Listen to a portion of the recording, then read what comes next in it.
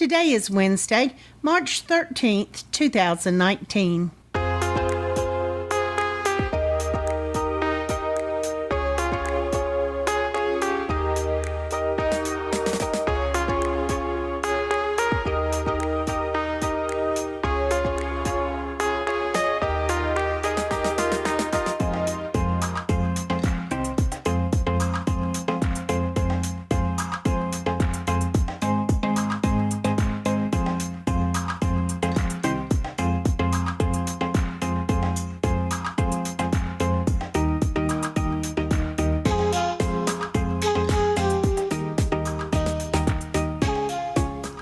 Welcome to the Survivor Fans Podcast. I'm Joanne. And I'm Stacy. And this is our recap of Survivor, Edge of Extinction, Episode 4. Right, we're in Week 4. This episode's titled, I Need a Dance Partner, and that comes courtesy of Dan the War Dog. Didn't see him getting a title, but there you go.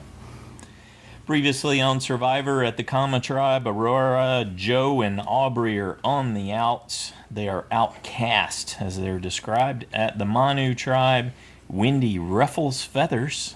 How about that? That was a nice little reference they added in there. Yes. And War Dog targets Chris, and Chris is off to the Edge of Extinction on night 8. This is a 3-day cycle. Reem and Keith are surprised. They're also all in for giving Chris a hard time. A little payback. It's time for payback, according to these two. Yep, what else they got to do? Basically, sit around and be bitter. It's not like they're going to go explore the island, I guess. Well, we've not seen them, though I don't know why they would show us them just exploring the island. So probably we won't, even if they have been. Possibly, although you get the sense not a lot happens here. So, yeah, I guess they stretch it out to give you whatever they can. Okay, back at the Manu camp, day 9. David's working on the fire. He says he's not as good at it as Chris was, but he's getting the job done. Wendy comes strutting in, showing off the benefits of her Survivor diet. And starts talking in the third person. About Wendy. Always endears. Yeah. Okay. I can't believe how well she's actually doing and so poorly at the same time. You know, she did well in the challenges. Well? Yeah. Doing well in the challenges. Okay. She's doing well in that respect. She is making some alliances with a few people, you know, that David and Rick know that they could pull her in for a vote. Yeah, But maybe not. They haven't really trusted her. But overall, she could have gone home for many things she's done already. And that's really, this is a scenario that comes up where you've got someone who's in the game despite their best efforts to be in the game. Right. So I'm not really willing to give her any credit for being in the game in this sense when she's just there because they haven't moved on her yet. I don't think that's by anything that she's done to her benefit. As a matter of fact, she keeps digging the hole deeper, and that's what this little segment's talking about, where it's clear that she hid the flint, but she does return it. And now you get a little quick segment where Wentworth and Lauren are talking about how she indeed stole the flint. Yes, there's a lot wrong with all that, but I still have to give her credit for doing well in the challenges, because she has. She's definitely done well in challenges. I'm with you there. Otherwise, there's no credit due. Well, I think we got that. And David's confused by the whole mess, too. I think we talked about this portion of the we saw teaser this clip little before. Clip. Yeah. But he's really confused by her actions. You do want to win, don't you? Yeah. She's like, of course. She's like, all about going with the flow, and look how well that works out. She isn't going with the flow. That's the whole point. You are not going with flow. You're as far as she's concerned, she the is. Flow. Yeah. Yeah, but that makes no sense at all. But it's got Wentworth thinking that she's not normal, that she's got a problem. Oh, there's something I wanted to say here. In some of these reactions, I think you can see some of her tics. There's like some real subtle facial tics, and there was a good discussion that you shared with me that was going on the Facebook page from family members talking about people who had Tourette's and how a lot of times the people in their lives around them have no clue that they have it because they hide it so well or it's so subtle. And so those are really good. There's some great insights in that Facebook discussion. at Yeah, I the thought so too. Survivor fans, podcast Appreciate fans the page. sharing. Yeah, There's several people shared. Good education when you've got no exposure to it, and then it helps you understand. But you could definitely see them. So even though she's talking about going with the flow, I think some of it was getting to her. Well, and some of it's when they're, it depends on their comfort level, can affect And the ticks. she was not feeling the comfort, even though she was putting that out there like she was comfortable and all going with the flow. I think some of it was really taking a toll on her too. Yeah, it can't be fun having that many people against you either in your tribe, and you're supposed to be counting on them. But according to Wentworth, she's definitely the next to go. Of course, that's not to be. Time to go to the tribe shuffle. So we're headed into 3 tribes. What did you think about how this played out? I guess I was before that. Let me just say, I was really surprised at how shocked and how much they expressed it. How demonstrative Julia and Aubry were, yeah. And and Ron. How he chose to phrase that, right? Well, yeah. Do you think that's wise for him to, be open like that? Didn't seem like he was making friends. He describes voting out Chris as a betrayal to a tribe mate who had carried the whole tribe on his back. It's a betrayal. Yeah. Oh, well, you just made a whole bunch of friends on the other side there, Ron. Definitely got Lauren's back up a little bit. So I don't think she explained anything. She just said, well, no, you don't know you what don't you know don't what know. went on our tribe. Yeah. So, and that's true. But regardless, and even saying, Chris seemed to carry your tribe, and this is how you reward him. I thought, oh, that was just plain stupid. Okay, as far as switching up, I thought it was really good because, again, it was completely random. They had a men's tray and a women's tray, and you could see people trying to decide, which one do I pick, because this will make a big difference in my life. Mm-hmm. And then it works out the way it did. It was like, whoa. Yeah. Only Wendy. Wendy. At a disadvantage without fellow tribe members. Yeah. Though, I don't know that it was a disadvantage for Wendy. At least on the surface. Yeah. She's still an odd person out. She is. Yeah. But that might work to her favor. You never know. Okay. So she gets to stay at Manu, and who joins her? Okay, Manu is the blue tribe. Mm-hmm. So that's Gavin, Victoria, Aubry, Wendy, and Eric. Yeah. So, and with the new Lesu tribe, which is the green tribe, we have David, Rick, Kelly, War Dog, and Lauren. So basically, at this time, the majority of the Manu members shuffle up to Lesu. Yeah. And then for the yellow tribe over at Joe, Julie, Julia, Ron, and Aurora just stay put. Yeah, so no change for them, just less of them. Yes, which actually could work out. I like Rick's comment as they were after this all went down and it ended up that way as they were leaving to go to their camps and the new camp for Lesu, and he said that Wendy's still got her tied alliance, the chickens. Good luck with that. They already knew there was trouble brewing. They had some sense that Eric wanted to cook a chicken already. Mm-hmm. Well, and Ron, I think, convinced Joe that he's with him. So right, yeah. So I think he's playing a better game than maybe I thought he was. They cut back to day 9. Here's the thing, though. Joe's never been particularly good at sussing these things out. No. And if you watch Ron, his body language doesn't exude confidence. Now, we have a distinct advantage watching and knowing all the things that are going on, but given that Joe just busted him a day or two ago talking about targeting him, kudos to Joe for reaching out and trying to make that connection to get a third. But Ron didn't seem that convincing to me. If I was watching him, I would be worried just because of the way he handled himself. Now, that could be a byproduct of the editing, what they chose to show us, because that can shade your perception. Well, completely. My thought, even at this time, was, really, if you lose the very first challenge, you would get rid of Joe and stay on a tribe with Julie, Julia, and Aurora as your other tribe mates for the challenges? Well, look at what Manu's been doing to themselves. They just got rid of Chris, so they've got an example they can point to. I guess. I don't know. I would find that hard till after the merge. It would be rid of Joe. Awfully tempting to keep winning. Yes.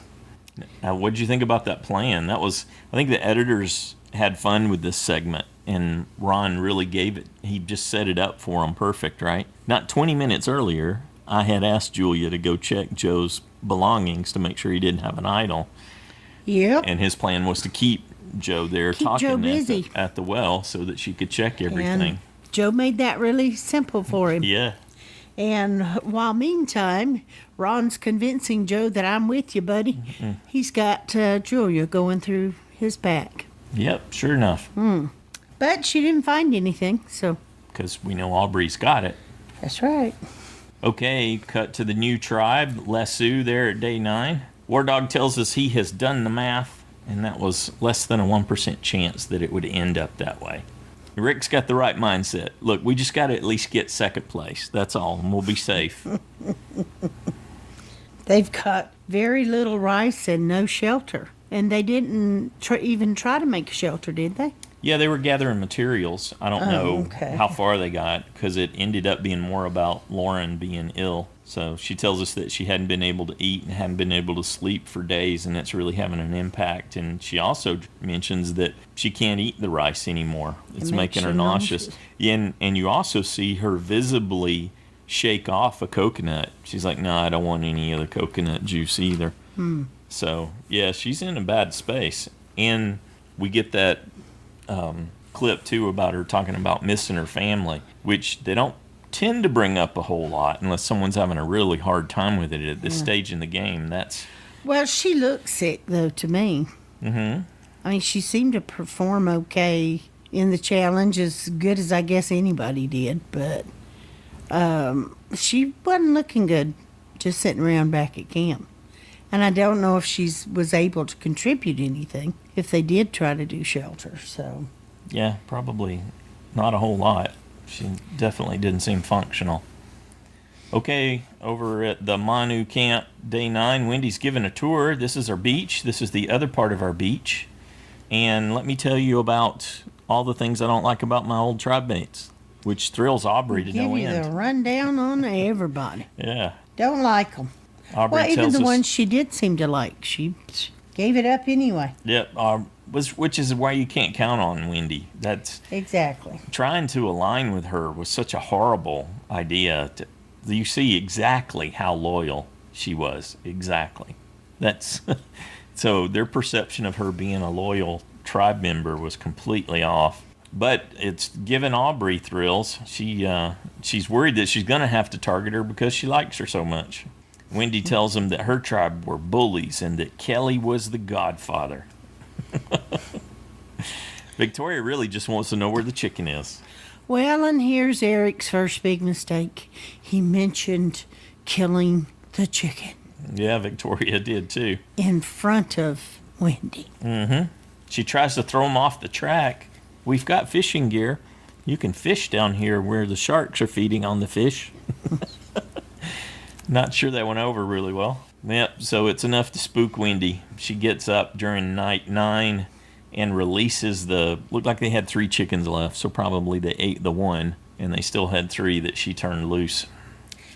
Well, if Lauren was having that much trouble, why didn't they just kill a chicken for her to eat before they, went to, I'm sure they thought they were going to a reward challenge. They ended up getting swapped. But why hadn't they ate a chicken? Yeah, I don't know the answer to it, but I do believe they did eat one because they had a rooster and 3 hens. So there was only 3 there that we saw that Wendy was releasing and they were eyeballing. So I think Lauren has had some, but there's something else going on with her that she can't keep food down. Yeah, maybe. Okay. Sometimes people just get island sick. And it could very well be dehydration or other things that she's not managing well. Mm-hmm. That kind of thing can manifest its way. Yeah, low blood sugar can. Things that are really confusing. And when you start burning fat instead of taking carbs in, it takes your body a little while to adjust to that. Well, and she didn't have any fat to lose. No, I think she's got some body fat on her. She's not like super thin, super low percent body fat. The other thing is that that's based on my observation of her physique. I don't think she's super thin. I thought she came in with a little weight on, which was smart. The other thing that happens to you in a situation like this is that your sodium levels can get way off, and it's not easy for them to get salt in this kind of a scenario. So when you switch over from the carbs and you're not getting the sodium and you're pumping a lot of water, then that throws your whole system out of whack when that happens. Okay, so out to Edge of Extinction on night 9. They got lots of wind and rain. Reem informs us it's raining, bro. Classic value add from Reem. Looked like Chris had climbed under that little shelter there. He was trying to sleep under it while they were up above. Well, and Keith tells us that his mind is his worst enemy. Mm-hmm. Because it's starting to... taking a toll on him. That mast is calling. Mm-hmm. He goes out, gets a little closer so he can listen to the story of the mast. Yeah, the rescue that it offers. And Chris comes to the strong realization that, man, I'm stuck on this island with 2 people who are hating on me. Yeah. Yeah, it was good. I guess that's a good element of his story arc. Since he's still here, you get to hear him acknowledge, because we talked a little bit about this in the jab. His whole deal was, I'm going to come in and play a perfect game of Survivor, which to me seems like it was setting him up for failure. Yeah. It's just a ridiculous expectation. We thought that when we heard that initially. And so now he's having to wrestle with that realization that indeed he is not going to play the perfect game. And he's got this perfection quest anyway, so he hasn't overcome that yet in his life. So maybe this will help him on his life journey. The cool thing is that those fears started surfacing, not getting voted out, not being perfect. He's already failed, and that's already work in his mind. I'm sure he'll work through that and process that, because otherwise he's going to do himself in. But I like that he has this opportunity to deal with these issues. Those are real life issues. He deals with it in other aspects of his life. So I think that's kind of cool that he's getting this opportunity and the time to deal with those kind of issues and look at them. Indeed. I agree wholeheartedly. Well, he gets it in gear, goes out and does some spearfishing. So they give him a Hawaiian sling, a mask, a snorkel, and he comes back in with a couple little fish, which can be enough to really... Very little fish. Yeah, which though can be enough to really swing your mood in a situation like that. And it works for Reem, who demonstrates her hypocrisy with, I like today's Chris way more than yesterday's. They surely have a pot out there if they gave them rice, right? You got to have a pot to cook it in. So yeah, they could... but he roasted those over the fire. He put them on a couple of sticks and roasted them. But what I was going to say was, had they even just took the heads off anything, put them in some broth, got it in the rice, or just drink. Yeah, you can extend the broth that too. And that would be helpful and probably give you a little more flavor to things. Zachary Fowler's, he's got a great story. He was on a loan, and he really extended his fish supply by doing that, and it was significant for him. It's another way to make sure that you get the fats that are available too. Yeah. Yeah, that you utilize everything. Yeah, and that's a good thing with that. You get everything left in the broth. That's a really good way to utilize it. Yep, and you can stretch it out too if you manage it. And that's certainly what Zach Fowler did. Well, even chefs use all of the fish, the throwaway stuff, the heads. That's what they make all that really good broth from. Yep. And we get a little segment where Reem's afraid of a lizard, which I guess is a snake's cousin. That's her biggest fear. Chris's biggest fear is failing. Hers is snakes and lizards. And we're back over to Eric's telling us at the Manu tribe on day 10. Chickens are gone. Yep. And they know she did it right off. Yeah. And he's like, if I catch one of those chicken, I'm cooking it. That was funny in his confessional, huh? In his one-on-one there when the chicken was taunting him. He could hear it pock, pock, pock, and over there near him. Well, obviously the chicken are used to being around people because they're not running away. She keeps trying to get them to go away. And so I'm thinking she's not going to end up saving their lives anyway. So I think she should let that go. I enjoyed Victoria. She had a couple funny moments this episode. She's still all about eating the chicken, and she knows she can't trust Wendy, and she too is confused bum-puzzled even by Wendy's choices in the context of the game. And she just flat doesn't care if Wendy cries all night about it. She's eating the chicken. Okay, on to day 11, time for the community challenge. I thought they'd have reward as well, but they didn't. No, not this time.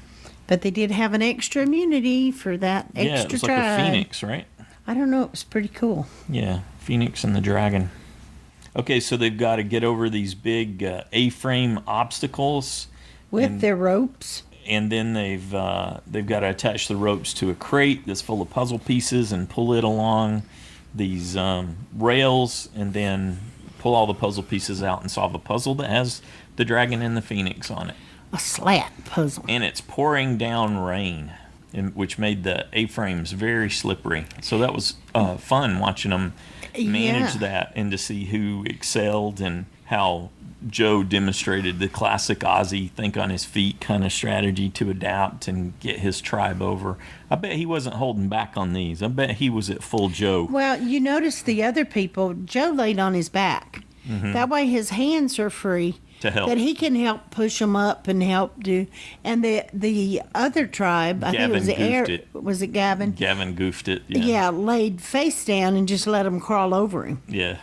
Which I would think would be a lot harder on Gavin as well. Because he could have made something to catch their, put their foot in just by holding his hand a certain way to give them a little leverage.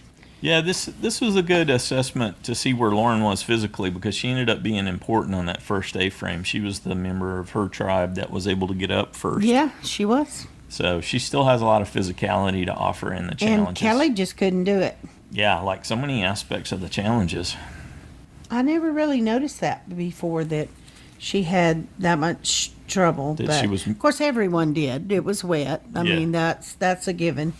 But I remember her as being better at challenges. More significant, yeah.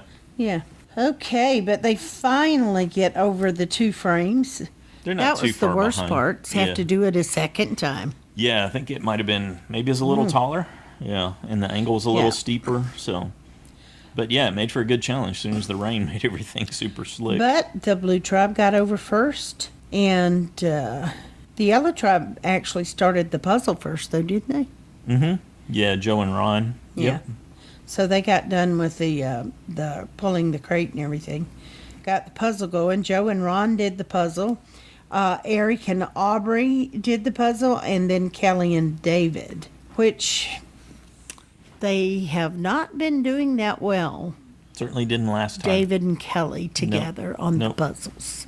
They did the one last time, or tried. So I think I'd almost let someone else step up for What did you think about Wendy stepping up into the puzzle there? She tapped and traded out with Aubry. Again, thought that was awesome. She did great in the challenge again. She did really good with the puzzle and getting it straightened out when she couldn't convey in words what it was she wanted Aubry to do. She just jumped up there and did it. I'm not sure that, they would have gotten where they got to if she hadn't stepped in. Yeah, I don't think so. She did good there. Yep. Well, thank you. I'm glad you finally gave her some credit. I said all along that she did good in the challenges. Some credit.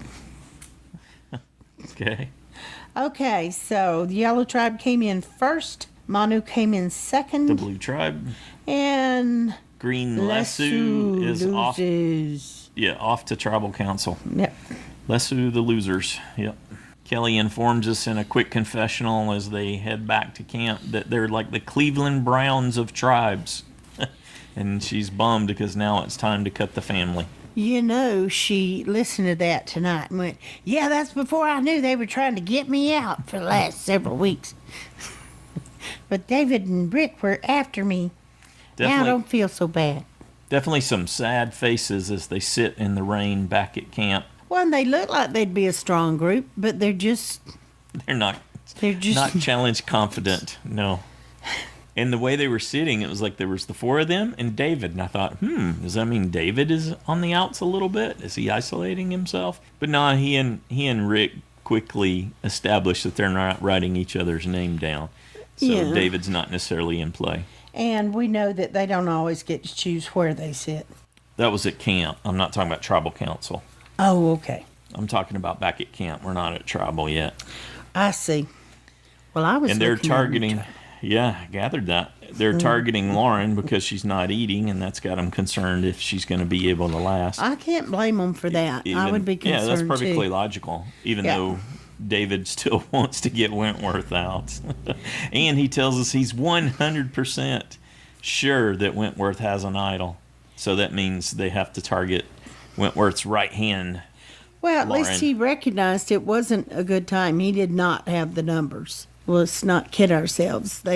War Dog's already proven that he took Chris out over Kelly. So the likelihood of him flipping to Kelly was slim. Yeah, he seemed to be making it more about the fact that he's convinced that Wentworth had an idol. So that's why they pivoted to Lauren. I think that David said that to him about the idol. And I think he probably went back and asked Kelly. And she told him she didn't, because the reason I say that is when we get to tribal council, we see that he really watches Lauren to see if she's going to play an idol after the vote. You're talking about War Dog.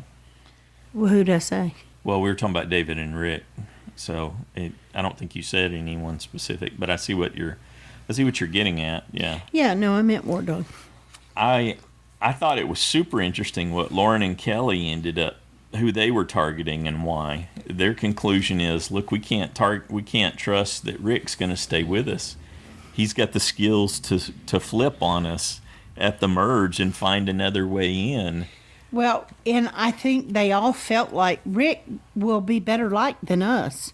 Mm-hmm. He's got a great personality. He'll get in with everybody else. So if he's in with the other people, he'll turn on us. If he's got more options, exactly, he'll choose someone better than us. And it was interesting the way it played out, and that War Dog was having the same thought. Kind of a backhanded compliment, if you look at it that way, that they thought he had better skills. Yeah, I don't think it's backhanded towards Rick. It's really more backhanded towards them. They're just saying that. Okay. Yeah, if you say that he's going to be more liked and have an easier time integrating, that he's got a better social game than us. That's to their detriment, I guess. But we're going to vote you out because of that. War Dog's on board with that, too. Yeah. Interesting how Kelly positioned it. When she went to go talk to War Dog, she said, I'm with you, so I'm voting however you and Lauren are voting. And War Dog's got the same general concern.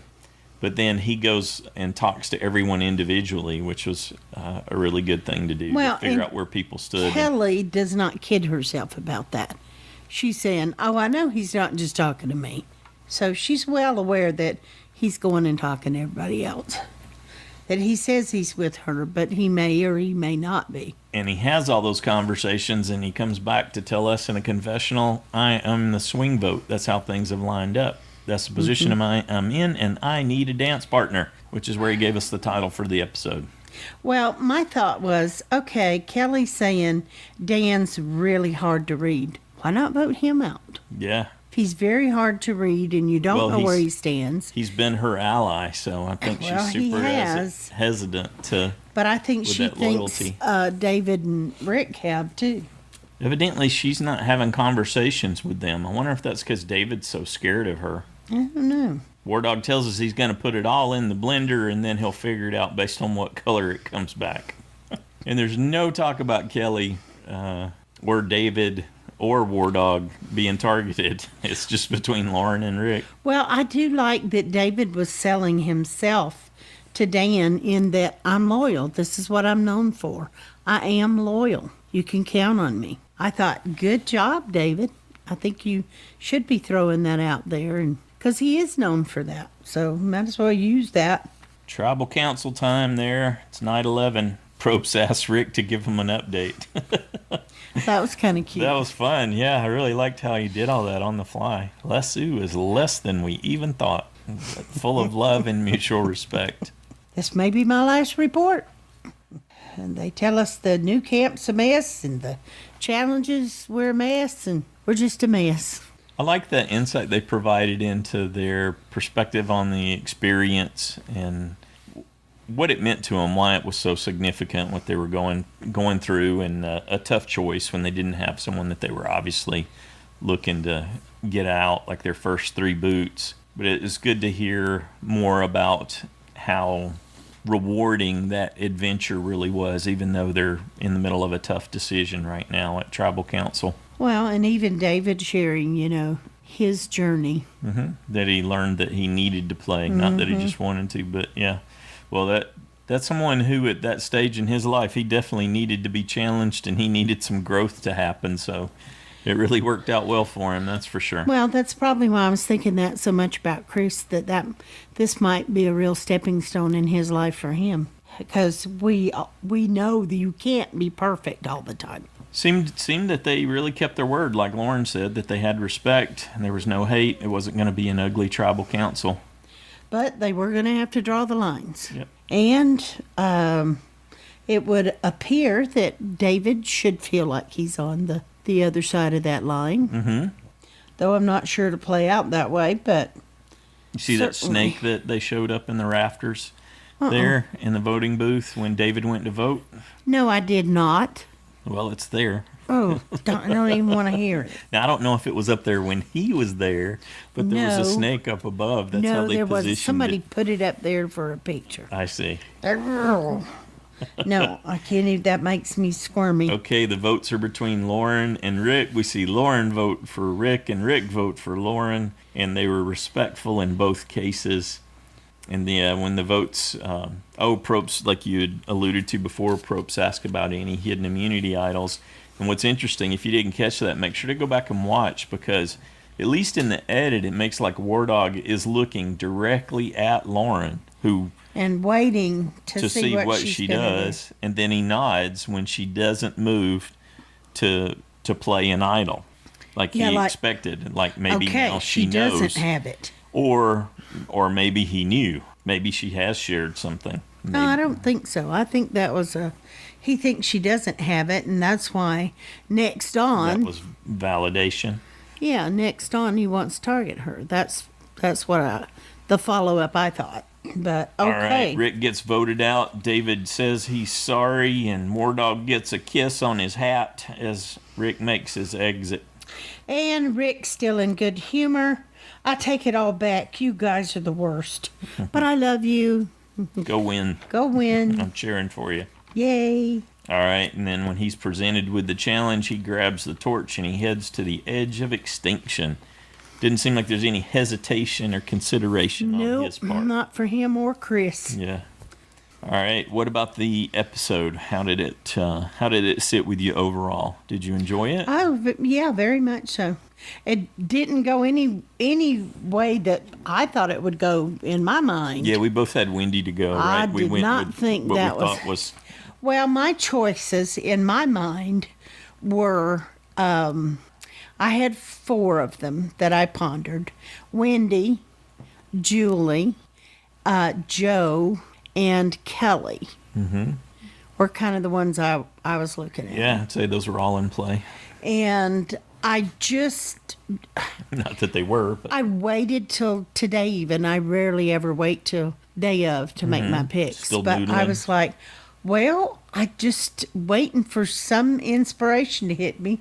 And then I finally just went, well, I don't think it's coming, so I'll just go with Wendy. Because that's as likely as anyone. And she did as good a job as any of shooting herself in the foot and making herself a target. True. It's just they ended up winning the challenge. Yep. So.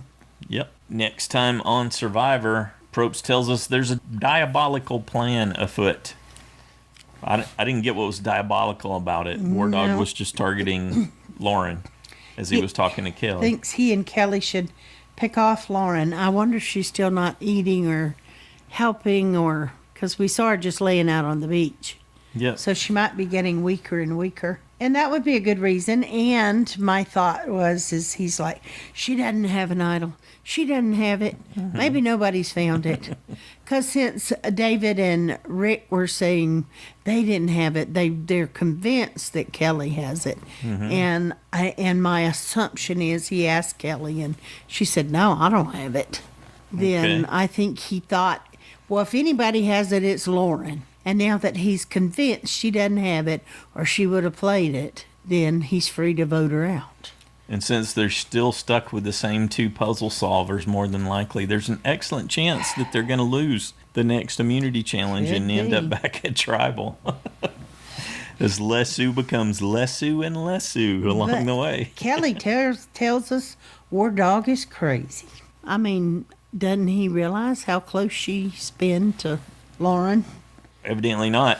He thinks he's the closest. He's her confidant. Alrighty then. Victoria is talking with Aubry, and she shares her plan. Victoria says, how about me, you, and Wendy take out Eric? That was interesting.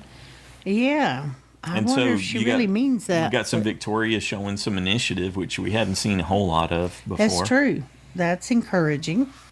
And then something's happening out on Edge of Extinction Island. It looked like it was either an idol or an advantage hunt. I guess you could say it might also be their challenge, but it seems too early for the merge, and there's no indication of the merge. So I'm going with either they get a clue about an advantage, because you can see Keith at one point run along, and he's got some paper in his hand. A piece of paper in his hand, and it looks like they're all trying to go up high, so...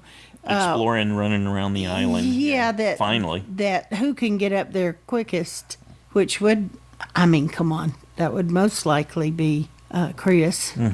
Though Keith might could move fast if he chose to. Nah, he walks funny. I don't think he's a really fast mover. Funny. Oh, yeah, he's kind of got a duck walk. He doesn't move like someone who's got speed. Well, Rick is all excited that he is still in the game. And Reem greets him with, you are not in good graces here, sweetheart. Expected that from Reem.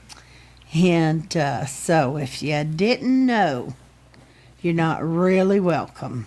Of course, they were the same with Chris right up till he brought in a little bitty fish. Yeah, so I don't think she realizes that she's potentially stoking the fire. I don't think she can see too far past her own nose. That's true. And besides, it makes her feel better to snip at him a little bit. Yeah. But I thought it was funny when Rick had said, I was already envisioning eating a hamburger. Cheeseburger, yeah. Yep. Cheeseburger, cheeseburger, cheeseburger. Pepsi, no Coke. And then he's like, oh, hello. But you didn't see him say anything. No, they got to save that. He just stopped and read. Because they got to burn some time next episode with that. I don't think they're going to burn anything there. They already showed him at camp at Edge of Extinction. I just mean they'll use time out of the next episode to give more detail. Sorry. Okie dokie. All right. How about a JSFL update? I can do that. There are 23 people who lost their USB 24.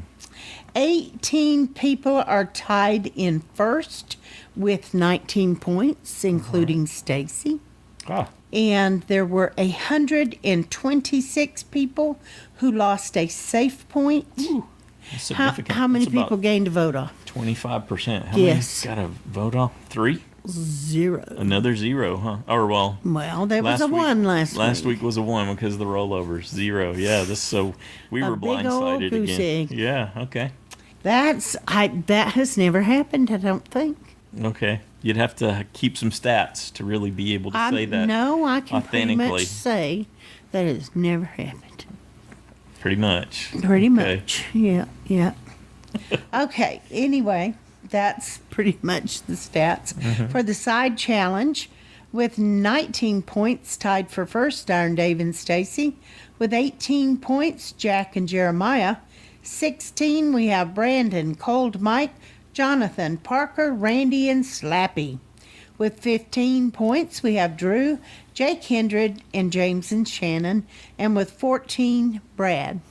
All right. Well, it's kind of staying in the same general area there.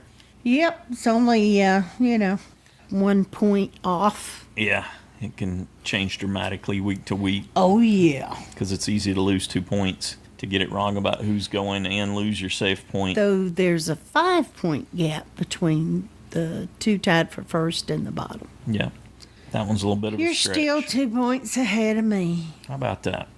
Bummer. But that's okay. Good on you. And you haven't gotten any vote off points lately. I didn't get the last two, you're right. So, you got the 2-pointer in the beginning. Yeah. That's the difference. Yep. So, and this girl may have never done that. You don't keep a record of anything. I may have never done that. I might all have. All of your declarations I'm pretty sure built on a house of sand. That's what I think if every I time ever you make got a statement. one, it's been so long ago, I can't possibly remember so that long for you is somewhere in the neighborhood of 3 to 4 weeks, though. No, it's right? more like 2. 2, okay. All right, that's realistic. It didn't happen in the last 2 weeks. It didn't happen. Yeah, okay. That's the event horizon. But not with that kind of thing. That's numbers. Mm-hmm. Sure. So, how long do you think they'll stay in 3 tribes? I would say maybe 2 more times. I think that's probably about right. 2 more. So we're going to see that Lesu tribe just grind. Hey. Oh, no, they said they weren't coming back to the merge. Right. I thought, what if they brought somebody back into the tribe that lost one? Mm-hmm. Which would be funny if it was Rick or Chris, because they'd go right back to basically to their same group who just of people. voted them out. Yeah, that would not. No, I think not they're specifically wanting that to happen at the merge so that person will have, and they may even grant them some a short-term immunity when they bring them in that way. Well, maybe there's a hidden immunity idol somewhere, and that's what they're scrambling for.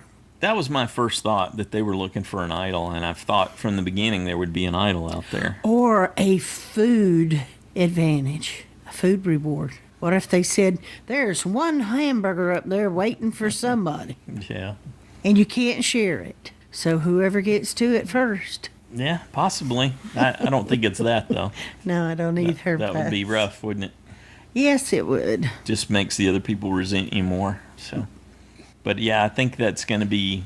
I think Edge of Extinction will be filled with original Manu tribe members. So, not sure how significant that's going to play out. Well, we'll get one back at the merge, or we'll get one back around Final 5, and then. If they went 2 more episodes, there's 14 left. 13, 12, yeah. But going into the merge, and then they bring one back, they're right back at 13, which is where they frequently merge. Mm-hmm. Doesn't necessarily mean they get on the jury, that 13th person. Right. Sometimes they do, sometimes they don't. Or they could have double eliminations. True. So I'm guessing 2 more times. Yeah, that's along the same lines I was thinking too, that we'll stay together for 2 more episodes and then we'll get the merge. But it is Survivor, so you never know. That's right. But it was a good episode. I enjoyed it, even though once again I got no vote off points. But I didn't lose a safe point either. So, hey.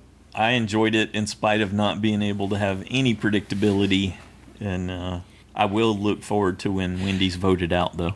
Oftentimes there will be a preview that comes out that will show a few people that's on a tribe together, or there'll be just like a little clip of something that or tilts you in one direction or the other. Or a photo on Press Express or something at least sparks an idea. That shows 2 or 3 people together and it's having a different color buff on. They did great in withholding all information. Yeah. Nothing. Yeah.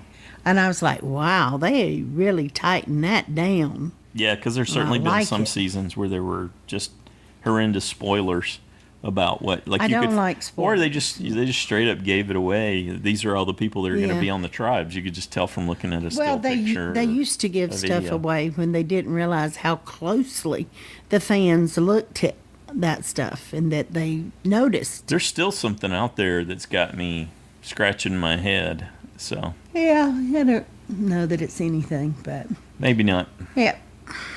It certainly didn't sway me one way or another in my decisions, my picks this week. It's been out there all along, but anyway, did you enjoy it? Yeah, I thought it was a good episode. Not a great episode. It's just, they had to do a lot of, you have to do a lot of reshuffling and see where people sit. So it almost would have been better if this was a 2-hour, because you have some of the shuffling of the social elements that have to play out. I guess since there was so little change, though, it probably wouldn't have been that different, so they would decide not to burn 2 hours on this. That was bizarre. It didn't mix up any more than that with a random draw, but that's what makes it random. Yep. You just don't know. But that was very interesting. I didn't like losing Rick. I like him very much. Yeah, definitely. And I hope he makes it back. Having him in the game. Yeah. So that didn't make me happy. Picking it, you got to admit, though, as what he represented as a threat to win the game. Oh, yeah, given I agree. What little we had learned about his social skills, he seemed to be a significant threat. Well, and he seemed so fun. Taking him out makes sense from that perspective for sure. Yes, and they were more afraid of him than the two returning players. I thought, oh, interesting. But I kind of like the dynamic at. Not that I want to spend a lot of time out there at E of E, but I do kind of like seeing how it affects people to be out of the game, but with the possibility to go back in. The emotions, when they go to the Loser's Lodge, we don't get to see their process, the early people. We've never gotten to see how they process. Now, we've seen it with people that were on the jury and got deeper in the game, and how some people process it better or faster than others. But I think it's interesting with this twist to know that it's possible to get back in the game, but still watch them go through this feeling rejected and like they failed, and just kind of see more about how it affects them on that level out there while they're still being deprived. At least back at the Ponderosa, when they're there, at least they're sleeping and eating and comfortable and clean, whereas here they're processing it still hungry and cold and wet and no shelter. You think Chris will get busy and try to make a better shelter for them? Yeah, I'm surprised he hadn't already done that first day. I guess he was still sort of reeling He's pretty from things, depressed. But I did expect him to show more initiative, and do. I think with Rick there, he probably will. I don't expect anything from Keith or Reem. They're just kind of duds. Well, I think food probably was important for them to get too, even though obviously they weren't plentiful since he didn't have a whole lot, but at least he had something. Yeah, it's definitely not an easy thing, and it's, I think, something you've got to ramp your skills up on. So you got to find the flow of everything, and then manage dealing with the refraction and how things look underwater. Well, and if you're feeling depressed, that usually equals very low energy. Yeah. And especially if you're miserable and no shelter and even more uncomfortable than you've been back at camp. Yeah. I'm sure they didn't think they could get more uncomfortable. Yeah. All right. I think we've covered the highlights of what happened in week 4. We're looking forward to hearing your take on that. Every Saturday at noon Pacific, we put together another show. We call it our listener feedback show. And that's when we hand the reins over to the other super fans. So it's your turn to share what you observed and what you think we can expect next from this group of castaways. We've been having just some fantastic shows, big shows, right? And had a lot of new people, so we're lots of feedback. Enjoying all the different perspectives and the voices. You guys are just doing a fantastic job. We expect more this week too. We got to keep that ball rolling. We're having a good time talking about Edge of Extinction. A lot of us were worried about it, but so far it seems to be delivering pretty well. It's certainly above Ghost Island at this stage. with what we've gotten. Yeah. So, yeah, enjoying that, and we're just really enjoying getting to share that with you. So you can call the voicemail line 206-350-1547, toll free 844-643-8737. You can record your own with your own recording device. Lots of people use their phones, and record it, and then you can attach it and send it in an email to joanneandstacyshow@gmail.com. Or if you're not comfortable having your voice on the show right now, no problem. You can write it up in an email and shoot it over to us, and either Joanne or I will read it into the show for you. Whether you're writing or whether you're calling or recording on your own, we just ask that you try to keep your feedback in that 3-minute range. Sometimes it's tricky to kind of gauge when you get on a roll, but it makes it so that we can get everybody's feedback processed and ready and get the show done, so we don't spend our whole day Saturday putting that together. We do spend our whole day Saturday. It does sometimes happen that way, and but folks have been doing a great job getting their feedback in early. That has helped. We've got done earlier. 15 come in by Friday of last week, I think. So. It was awesome. Yeah, that was great. So that gives me a big running head start on getting those audios processed, because sometimes that can be tricky. So I want to, speaking of that, I want to offer a reminder to folks, whether you're calling or you're recording your own audio. I've been having to use some filters, because some folks are getting just a little too close to the mic. And you might be too close to your smartphone when you're recording, and plosives, the P sounds, the B sounds, the F sounds, and it just kind of blows your audio out. So I've been using some filters. If anybody thought, wow, my voice sounds really different. I mean, you always think you sound different when you hear yourself recorded, but I know, but that's why you put a filter right here, because I was always a pop filter, on the mic. Yeah, but we do pretty good about keeping some distance too. But I just wanted to remind everyone to sort of manage your mic and think about your surroundings too. Sometimes it's really hard to hear you if you got a lot of background noise, but most of the time people are doing fantastic with that. But just sort of keep that in mind. That'll help you get the best possible recording if you can. Mm-hmm. If you can just get a little distance, so you're not blowing right into the mic when you do those. I can fix it most of the time, but you might end up sounding a little funny, because I've got to use a high frequency filter on that to try to back those booms out of there. What they call them, plosives. If you say so, baby. Yep. Okay, so we're looking forward to that. It's due noon Pacific time, and then we'll get that show out to you on Saturday. You can enjoy it on Sunday, Monday, Tuesday, Wednesday before the next episode airs. That's right. Yeah, good deal. Anything else you want to add? Nope, I think we're good. Good night, everybody.